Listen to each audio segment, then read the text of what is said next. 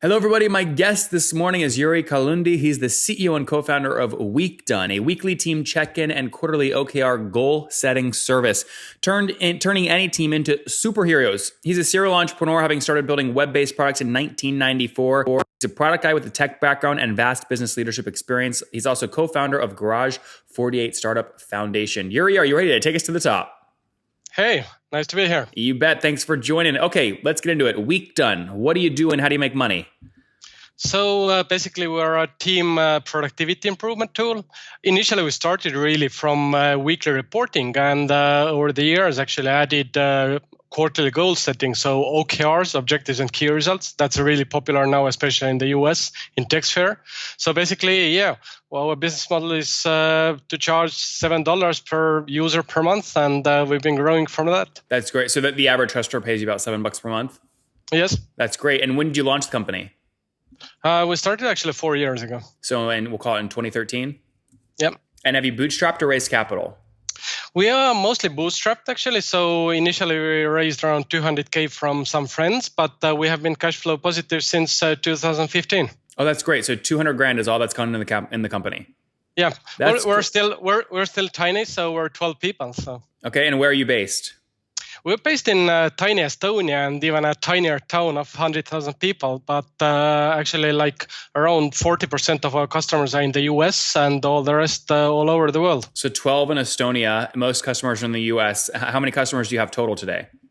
A little bit below 1,000 companies. Okay, so we'll call it like 900, something like that? Yeah. Okay, very good. And I mean, tell us more about a customer story and specifically how they're using. I mean, how do you compete with like other productivity apps like Trello, Slack, things like that? Yeah, basically our main kind of buyer is any kind of team leader. And initially when we started, we really were selling for small teams of up to 10 people or 5 to 10 people. So a team manager wants to get their like direct reports running better. And over time, actually, we have grown from that. So we are starting to have our first like 1,000 employee users. And most still of our customers are like up to 100, 200 people. It can be a company with 200 people, but we also have teams in Fortune 500 with 100 or 200 people who just want to kickstart the goal setting, performance management, or something like that in their teams. And the big difference with any kind of like task managers, project management tools is we all in our task list have something like 100 things to do. WeekDone is all about like reporting, let's say, 5 big things you want to tackle this week, or 3 to 5 things you want to tackle this quarter, and then making sure that you get those high-level things done. Mm-hmm. Now, with 900 customers paying $7 a month, you're doing about 6.3K right now in monthly revenue? $7 per user per month. Got it. How many users across the 900 customers? Maybe that's a better question. Yeah, well, basically our MRR is around 75K, so we are getting to 1 million ARR soon. Got it. So then to answer my question, you have 900 companies and you have about 10,700 users across all those companies. We actually have very different kind of historic pricing. So, and that's something I've learned from both WeekDone and other companies, that we started from like $1 per user, and we are kind of try to be nice with customers. And we always say we never raise prices for existing customers. So we always grandfather them in. But the lesson learned is that I learned that in my first startup back in 97, actually, that the more we raised our prices, the better we started doing, and the more seriously actually customers started taking us. Yep. So how many paying seats are on your platform? Around like a little bit below 10,000 employees, I would say, probably. Okay, so 10,000 across about 900 logos. Is that fair? Yeah. So average team size on your platform is called around 10-ish, 11, 12-ish people? It's probably actually bigger, because I would say like we have 2 times fewer customers in 25 user packages than 10, then 2 times fewer and fewer. But we have quite many actually who are nowadays actually hundreds and hundreds of customers. So it's probably actually nowadays, we don't look at the like seat numbers so much. We look much more at the customers. Got it. Now, where were you at a year ago? How much revenue were you doing in December 2016? Yeah, we've grown a little bit less than 2 times actually. Okay, so you were doing, call it 35-ish thousand about a year ago? Yeah, I would say that's correct. Okay, so good growth. Now, with this kind of price point, how are you dealing with churn? What is it today, and how are you getting it lower? It's very different over customer life cycle. So quite often, because companies, we still sell a kind of process that companies need to implement in their teams. And there are many who try us out for, let's say, quarterly goal setting for 1 or 2 quarters, and they just give up not on the tool, but actually the process of goal setting. And we mainly have to kind of work on those kind of who churn in the first 3 months, 6 months. We do quite a lot of kind of training for customers. So we are always happy to do kind of video-based screen sharing and training, both for the managers as well as employees, how to kind of manage their week better or their quarter better. So it's all about training. And I would say kind of getting people to, especially the employees, to understand that it's needed for them, not for HR or the managers. So what is churn right now? I would say kind of we churn probably around like 50% of customers per year. 50? Yeah. Okay, got it. So it's fairly high. Why are they churning? Like I say, many try out or even a weekly reporting. They try it out just for 1 month and then give up. And we see that actually in the all of productivity sphere. Like all of us kind of try it, let's say task managers, but very quickly give up on them. So it's if someone makes it past like the first month, how long do they stay with you after? Like, what's that cohort look like? It depends a little bit what they come for. Do they come more for like weekly reporting? Or do they come for OKRs? So we see that the long-term goal setting, which is quarterly, there the churn is much, much lower actually for those who do it on a kind of smaller level. So the cohorts are very, very different actually for different also team sizes. Small teams give up easily. If somebody makes an investment to do it with, let's say, 200, 300, 500 employees, they most probably make the investment for 1-2 years and don't give up so easily, actually. That's right. And what are you paying to acquire customers right now? We don't do actually any paid advertising. So all of our costs are content marketing. So it's basically the cost of 3-4 people, and we do most of the content and mini sites and so on in-house. So that's mostly the cost for us. So how many new customers do you add each month right now? Around 50. Okay, so around 15, you said? 50. 50. Okay, so if you add 50, so let me do the math here. You have 12 people right now. How many people are dedicated to sales and marketing and content? We have 3 people in customer success and sales, 3 people in marketing. The rest is product. Okay, so that's 6 people total kind of just in marketing. If I assume an average salary there of 60 grand a year or about 5 grand a month, that's 30 grand across your sales and marketing team. And then if I divide 50 customers into that, you're paying about $600 to acquire a customer. Is that about fully weighted? I would say it's more like 300. So the European salaries are much lower actually than in the US. So I'm envious. Okay, so $300 customer acquisition costs, and then again, you said the average customer is buying, 10 or 12 person seats at $7 a pop, so $70 a month. So you're recovering that CAC in what, 6-7 months? Yeah, kind of. We try to shoot so that kind of at least we make $750 per customer. So, and that's what the kind of 10-person team for 1 year would pay per year, per month. Per year. Sorry, wait, 150 per year.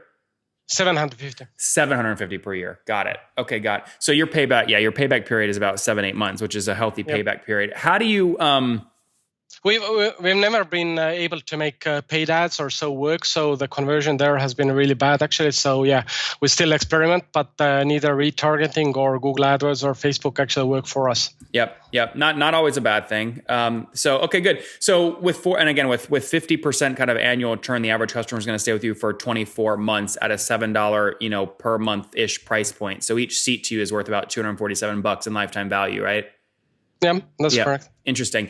So what do you want to do next with this company? Is it something you're trying to sell and get a quick win, or you want to raise a bunch of capital and scale it, or just keep bootstrapping it and do a nice lifestyle kind of business? We're kind of big believers into kind of indie businesses. So I like really what Bryce Roberts, the VC, is doing with Indie.vc and many other initiatives where you there is so many of these kind of bootstrap companies you see nowadays. Basecamp is a big kind of role model for us, Atlassian and so on. So there are these kind of companies. I think it's more about like where the product is taking us. And while we started from like features, we have become now or are becoming like like a full continuous performance management suite. So we are going more into selling to HR departments, CEOs, larger companies, and so on. So going kind of upstream there is very important for us. But with our co-founders, we sit down each quarter and discuss should we raise financing, and each time we have said that no, we like this lifestyle. How many co-founders do you have? We have 3. 3. Wow. Okay. So you guys, I mean, you're not paying yourselves a huge salary right now. Well, for European standards, actually, we are doing actually quite well. So. Oh, okay. So you're happy with that. Now, let me ask you a question. I know this space very well. I have a wealthy friend. You know, a lot of the people I surround myself with are in kind of banking, or they do M&A a lot. That would write easily a $1.5 million check to acquire your company. Would you sell for that price or no? Definitely not. How do you think about acquisition? We haven't kind of discussed that actually yet, but I mean, we are kind of serial entrepreneurs ourselves. We've done other businesses. So, I mean, $1 million for 3 people wouldn't be life-changing in any way. So, I mean, we can make more from our salaries that way, actually. So, what did you sell your first company for? It was quite a mix, actually. So we made some money out of it, but we started it actually back in 2000. So which was our own recruitment company, which I expanded in Europe across 10 plus countries. Did a lot of mistakes there, spent huge amounts of venture capital and so on. So how much? I'm a little bit... actually, for that time, for like Eastern Europe, Eastern Central Europe, I think it was like 6-7 million or something. But again, it was big money for that time. Actually, well, Yuri, true or false? You made more money on the salary you were able to pay yourself from that company than you did on the exit. Not really, actually, because no, I made more actually on the exit side. But today, actually, I probably I'm quite happy with the salary side as well. So you sold that first company then for at least 1.5 to 2x what you rate. I mean, you sold it for at least 12-15 million bucks.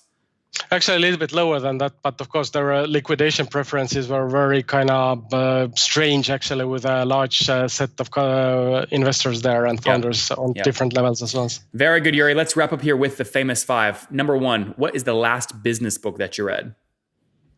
Last business book was the I'm not sure if it's business, but the new autobiography of Richard Branson. So I'm a big fan of his. Number 2, is there a CEO you're following or studying right now? I'm a big fan of Jason Fried of Basecamp. Number 3, what is your favorite, besides Euron, what's your favorite online tool? Out of niche tools, I'm a big fan of Inspectlet, which is a web session recording tool that I use actually to look now and then in blind what customers are doing inside Weekden. Inspectlet? Inspectlet, yes. Interesting. Okay, number 4, how many hours of sleep do you get every night?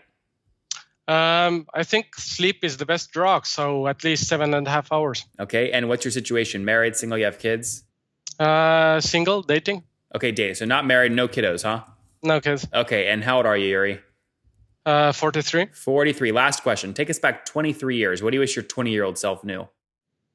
I would say that you can tell no to many things in life. So focus and rather do fewer things better than trying to do everything. There you guys have it from Yuri. Say no more often. He sold his first company that he launched in 2000 for a little less than 12 million bucks. He then launched Workday back in 2013. Sorry, no.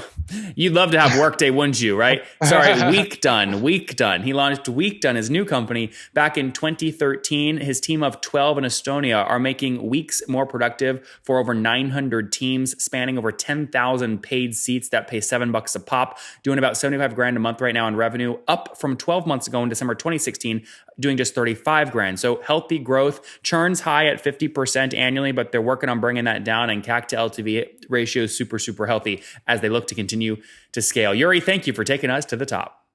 Thank you, Nathan.